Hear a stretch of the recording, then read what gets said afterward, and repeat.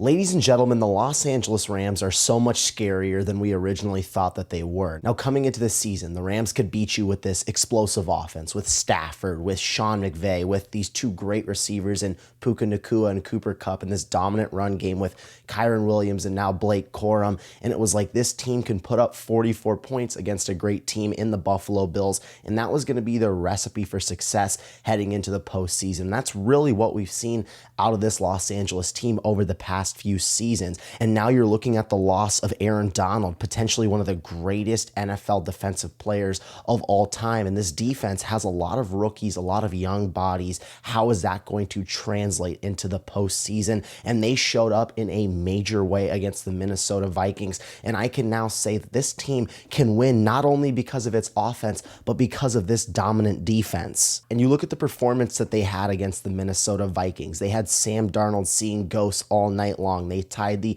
NFL postseason sack record with 9, and these two tremendous ends in Jared Verse and Byron Young were flying all over the field. And of course, we can't forget about these great interior defensive linemen in Braden Fisk and Kobe Turner. And of course, on the back end, we have to give credit to those three corners out there, Witherspoon, Williams, and Durant. That is no easy task covering Justin Jefferson, Jordan Addison, and TJ Hawkinson. They have receivers and guys that can torch you deep at any point, and I just think it's so impressive really what this Rams team did, because we knew this Minnesota Vikings offense to be so potent, so good under Kevin O'Connell, and Sam Darnold really had this breakout year, and we know that Justin Jefferson is arguably the best receiver in the entire league, and I was just so impressed at how Witherspoon and Williams stepped up to the matchup at guarding him on islands virtually all night long, and Jordan Addison was really quiet as well all night long. I just think the secondary did such a tremendous job of keeping these guys on lock and allowing the defensive line to go to work, and it paid off. This was the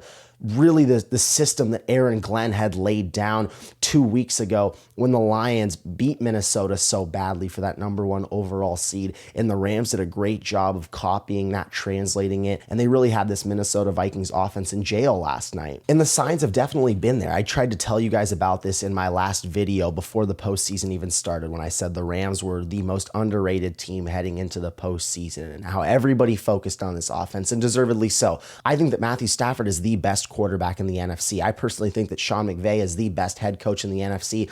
And when you have a tandem like that, you're going to go a long way in the postseason. And that's why we've seen this continued success from these two. And of course, we can't forget about those great receivers and Kyron Williams, etc. But at the end of the day, we are all looking at this offense. We all knew how great this offense can be, but the signs were there for this defense. Over the last 3 weeks before they pretty much had that useless game against Seattle, the last 3 weeks, this defense was flying around, and they showed us some really good signs. They only gave up 6 points on that short week against San Francisco on the road, and the next week on the road at New York, they only gave up 9 points, and then the following week again only gave up 9 points to the Arizona Cardinals. So I look at 3 straight weeks without giving up 10 points by this defense that was so questionable coming into this year, with the loss of Aaron Donald and with just so many young guys on the field. The Rams right now have the most snaps by rookies in the NFL, and it's not even close. Joe Buck was talking about it on Monday Night Football. And I think what's the most important thing for this young, twitchy defensive line that the Los Angeles Rams have is really seeing almost the ball go through the basket. It's like gaining confidence. These guys have never been in the postseason before, and they've just been getting better as the season's progressed. They had that 3-game stretch at the end of the season. Then they go into the postseason off a fresh week of rest, and these guys played their best game of the entire year, and now they know what the postseason is like. They played on a neutral field because of these tragic LA fires, and we're praying for you back here, everybody that lost their homes and lost so much in the LA fires. But these guys were playing their absolute tails off,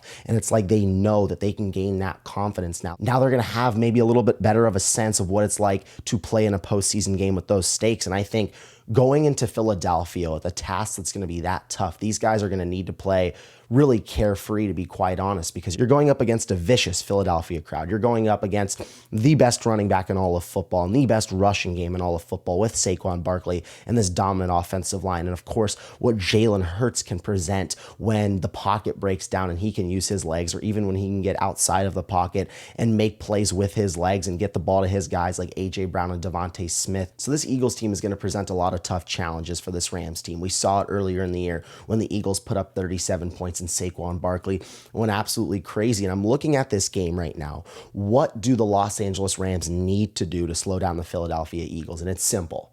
They need to do the exact same thing they did tonight. They need to load up the line of scrimmage. They need to put these corners with Witherspoon and Williams and Durant on islands. It's going to be hard. It's going to be really, really tough. But they need to put these corners on islands and allow this defensive line and allow this front seven to really load the box and stop Saquon Barkley. You cannot let Saquon Barkley beat you if you are the Los Angeles Rams. If you do that, you've already lost the game, because then everything gets opened up. The play action game gets opened up. Jalen Hurts can drop back and start picking you apart. And the Los Angeles Rams are going to have to start really guessing at that point what they need to defend. They need to really force Jalen Hurts to beat them, load the box, force that front seven to try and neutralize Saquon Barkley, like the Green Bay Packers did for a while, and force Jalen Hurts to make tough throws. I don't think that Eagles offense played its best football against Green Bay this past weekend, and Jalen Hurts looked a little rusty. Now, maybe it was because of the concussion. He was out about 2.5 weeks, but at the end of the day, I don't know if I trust him down the stretch really compared to a Matthew Stafford. I think Matthew Stafford is a lot better right now than what Jalen Hurts is. And this offense for the Los Angeles Rams has to be better. It has to be better. It looked great in the first half, and it didn't need to be this juggernaut that we've seen all year long, a team that can put up 44 points against the Bills. They didn't need to be that, but they're going to need to be that against the Philadelphia Eagles, because this defense is so good. This offense is unbelievable. They can come at you from so many different ways. And if they're getting in a shootout, I see that that's the only way that they beat the Eagles, because the Eagles can win in a variety of ways. They can win in a multitude of ways. They can win just simply running the ball with Saquon Barkley 30 times a game, or they can win by throwing it to A.J. Brown and Devontae Smith and those guys going up, getting tough catches, or they can win with that defense. They can shut down your run. This young rookie secondary has been great with Quinyon Mitchell and Cooper DeJean. They can win with that as well, something we've never seen before. Vic Fangio has done such a tremendous job as that defensive coordinator. And for the Rams' game plan offensively, they need to be better, like I was hinting at, but specifically in the downfield passing game. They need to make these rookie corners work. They need to try and expose these guys to the best of their ability, because in my opinion, that is the weakness of this defense, considering this defense really doesn't have any holes in it. They need to attack these linebackers. They need to attack these young rookie corners. And in my opinion, that's going to give the Rams the best shot at winning this game. But at the end of the day, I still think this Rams team can play a lot better. I still think that they can go out there and win a Super Bowl now because of how great this defense is. And we know how tremendous this offense is, but we know how great this defense can be now. It was always this team would win games because of its offense. Now we're looking at that Vikings game, and it's like this team can win games when it matters the most because of their defense. If the Rams can avoid that slow start on offense and try and neutralize Saquon Barkley as much as possible, that's going to give them the best shot at winning this game. And I tried to warn you guys that this team was the most underrated team heading into the postseason, and we saw this dominant statement win on a neutral field against a team that won 14 ball games in the regular season, and they did it with ease. They absolutely destroyed Minnesota, and that is a great team with a great defense and a potent offense that it's been all year long. And the Los Angeles Rams stepped up to the task, and I think they're going to step up in a major way against the Philadelphia Eagles. I'm Caden Kubler, and thank you guys for watching.